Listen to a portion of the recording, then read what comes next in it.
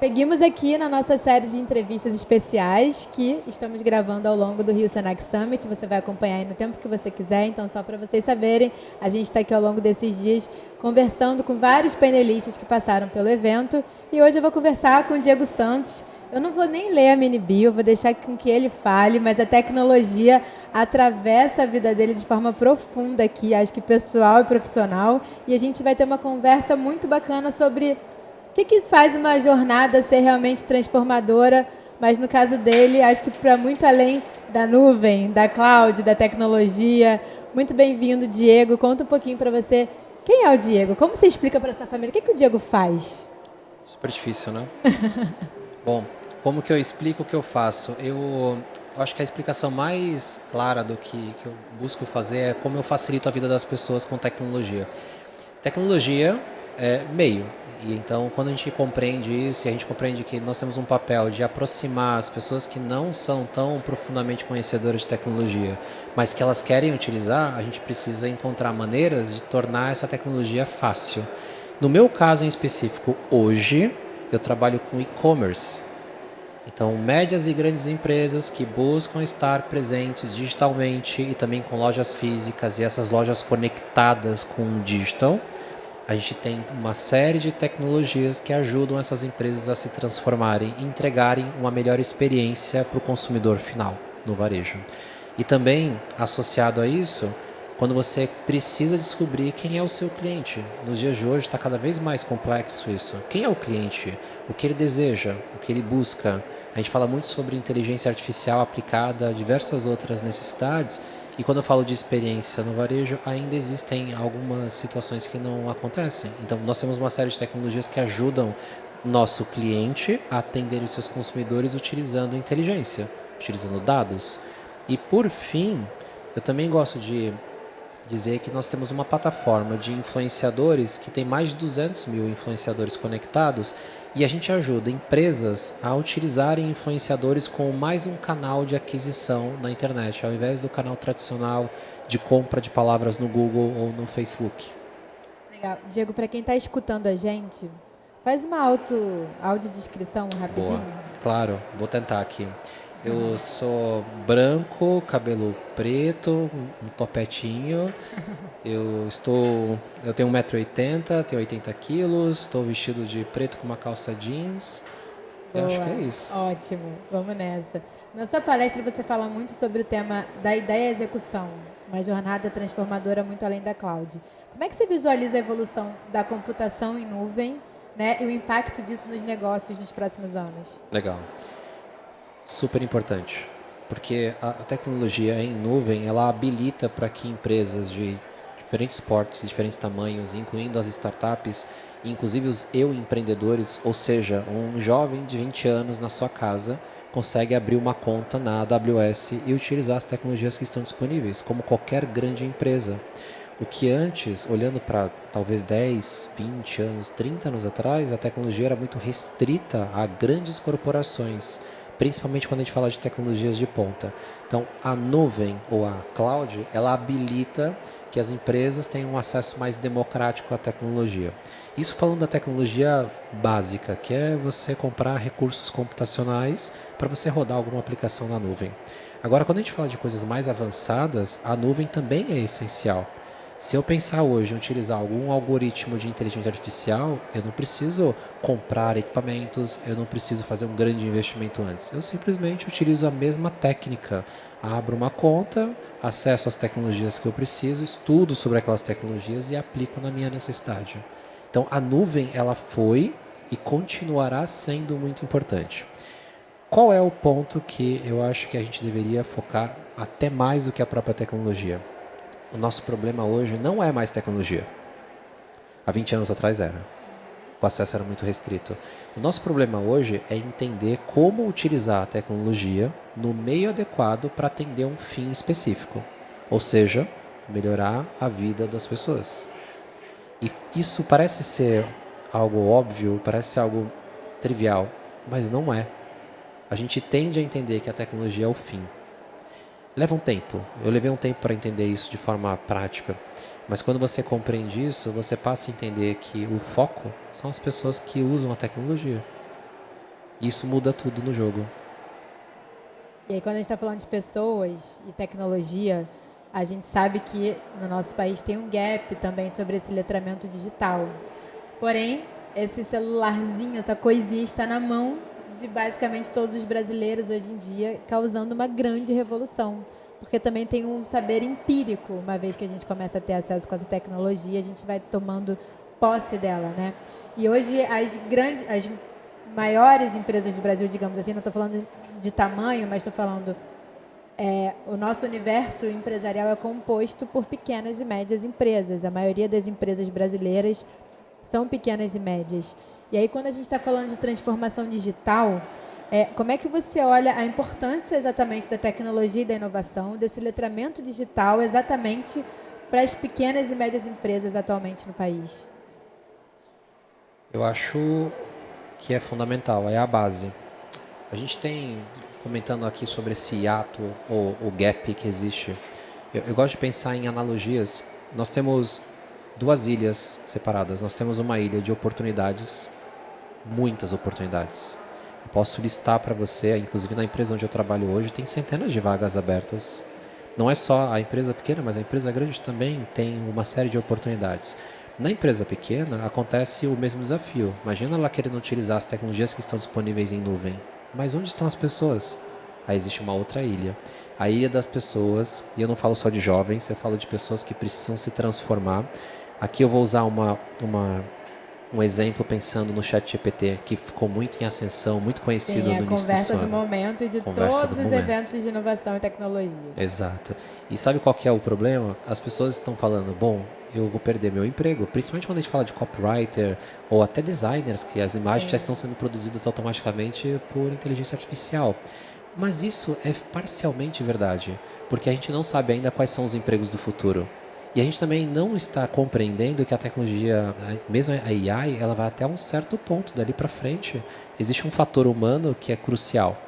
Então, nessa ilha de conhecimento, nós temos um gap profundo de pessoas que precisam ganhar um conhecimento, só que esse conhecimento muda muito rápido, elas também têm dificuldade para entender qual conhecimento, foi o que eu falei na palestra, qual é o seu objetivo. Eu não tinha um objetivo quando eu comecei e eu queria conhecer de tudo. Só que conhecer de tudo é impossível porque o tempo não permite. Então, se você não tiver um objetivo claro e tiver metas para você ir cumprindo e definir um foco para esse conhecimento, você também não chega lá.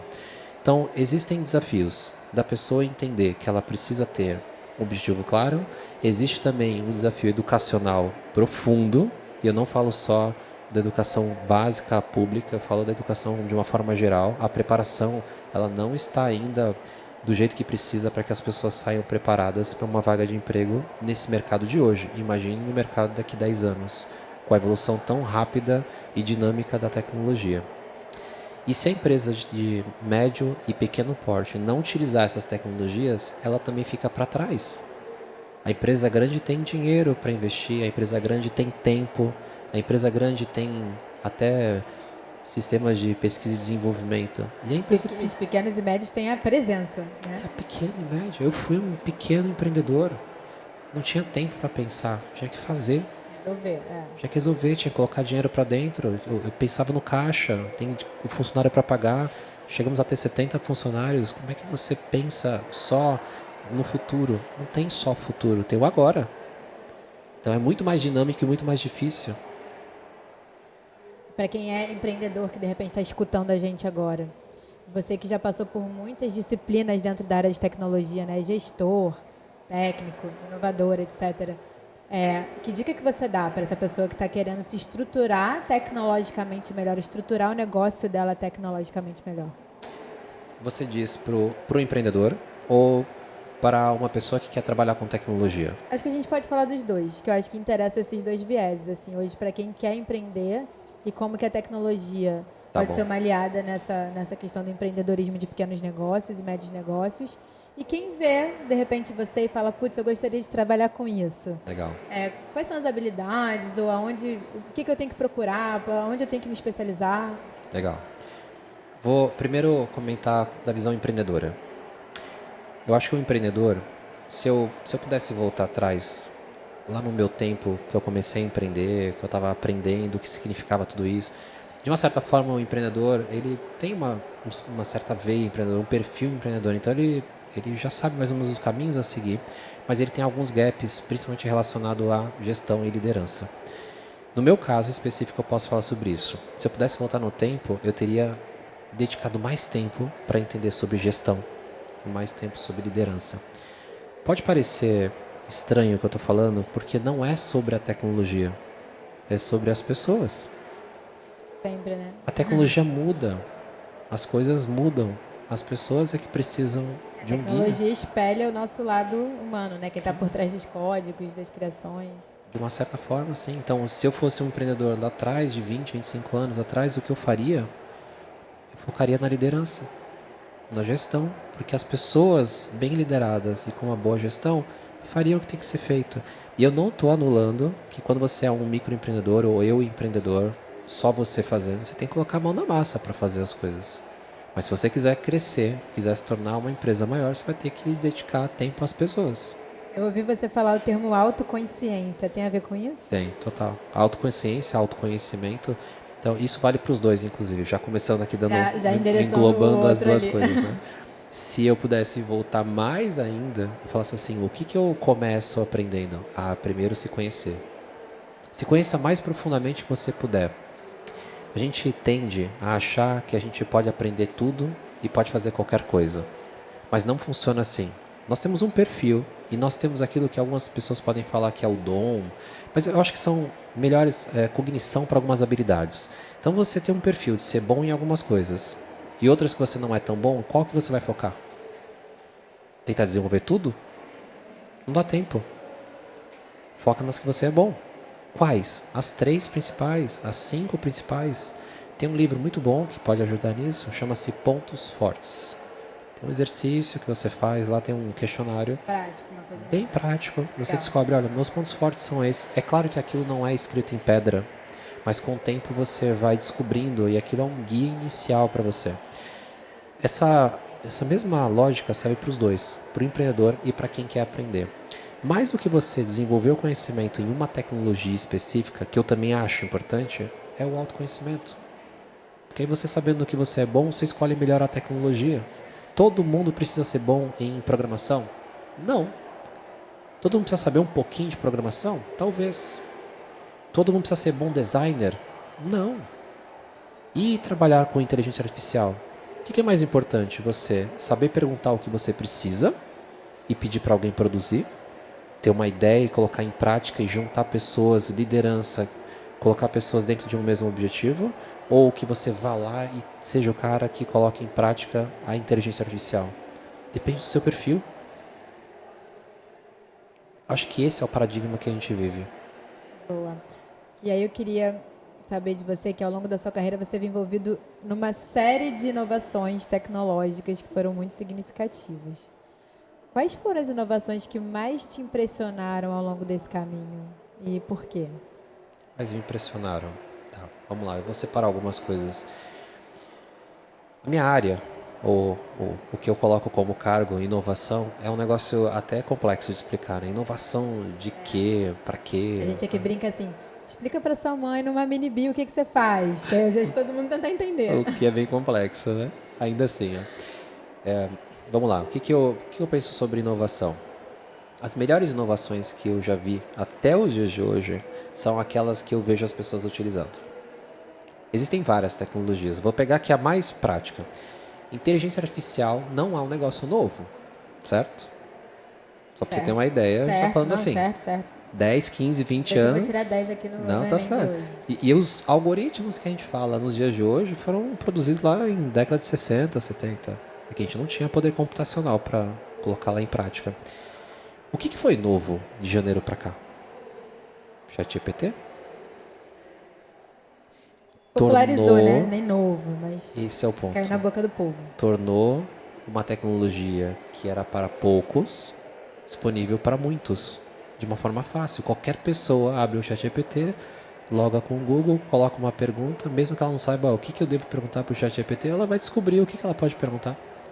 Isso para mim é uma inovação prática. E até o QR Code, né? Há quanto tempo que o QR Code está aí? Agora que a gente está usando. Agora que a gente Em está tudo, utilizando. né? Depois da pandemia para cá, virou Exato. uma tecnologia que a gente está absorvendo em todas as coisas, né? Quer ver um outro exemplo disso? QR Code está começando agora a ser utilizado de fato, mas já existe há bastante tempo. E é uma tecnologia super simples, né? Uma identificação básica de leitura de um conjunto de imagens para você chegar em algum lugar. Existe um outro negócio chamado NFT, que está ligado ao blockchain. Isso ainda não pegou. Teve um boom. Conta para nossa audiência assim, o que é uma NFT? Um NFT é um ativo digital. É como se eu pudesse pegar uma imagem ou um registro de alguma coisa e eu registro aquilo de forma permanente dentro de um livro caixa que é imutável. Imutável no sentido de eu posso mudar, mas eu preciso de uma chave privada ou uma senha minha para fazer aquilo acontecer. Só que eu não perco o registro do que foi feito anteriormente. Então é uma cadeia de informações que ficam agrupadas, quase como se fosse um cartório digital para alguma finalidade. O NFT ainda não pegou, mas vai pegar. Questão de tempo. Quando a gente começar a se deparar com uma necessidade real de que a gente precisa registrar coisas no nosso dia a dia, seja patente, seja uma compra de uma casa, seja a compra de um veículo, você vai perceber que a gente vai começar a utilizar essa tecnologia e sem essa tecnologia, você vai, pô, como é que eu fazia isso antes? Isso para mim é uma inovação prática.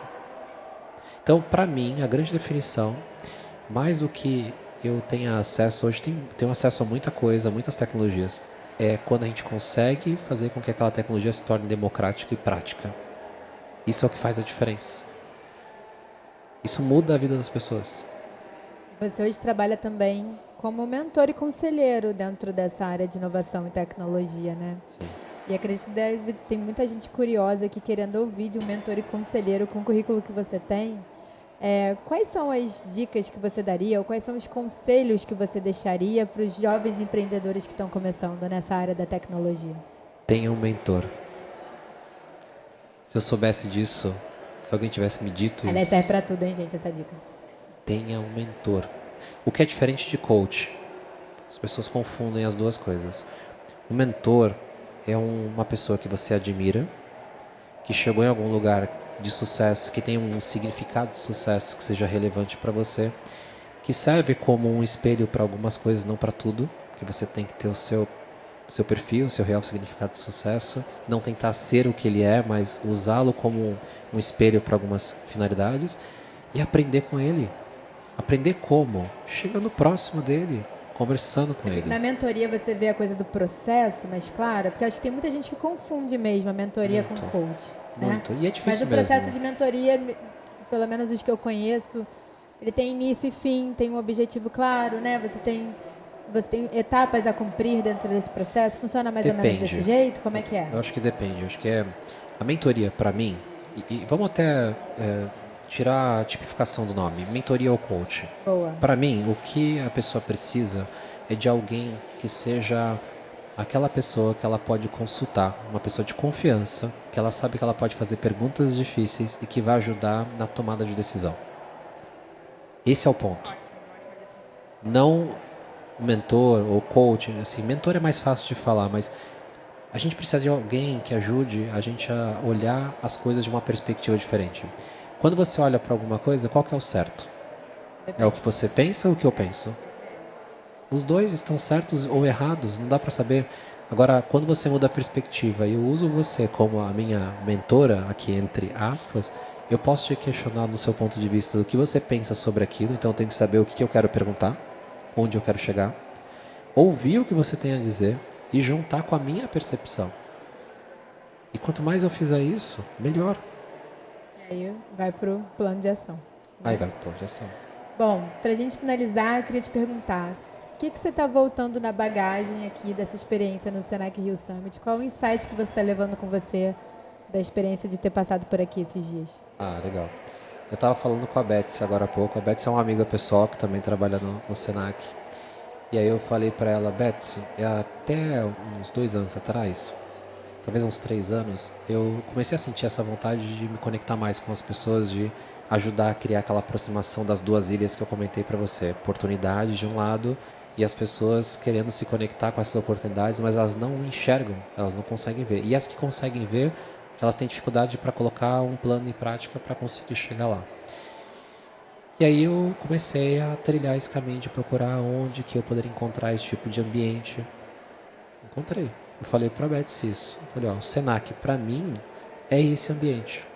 E quando eu penso ainda no objetivo do Senac, que é isso, jovens, principalmente em uma situação mais desfavorável, me deixa mais compelido a querer fazer esse tipo de coisa, porque eles têm mais dificuldade ainda para chegar lá. Então, eu saio daqui com essa mensagem.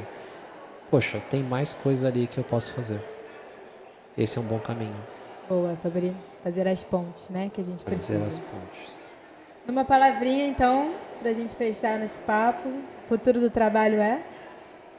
Transformação. Bom, essa foi mais uma entrevista especial dessa nossa série aqui que acontece durante o Senac Rio Summit. Para vocês que estão acompanhando a gente, independente do tempo, do dia, em qual plataforma, procurem o Diego aí nas redes sociais, conectem com ele. Qualquer dúvida, é só mandar mensagem para a gente. Muito obrigada. Acompanhe as próximas conversas por aqui também. Agradeço. Muito obrigado.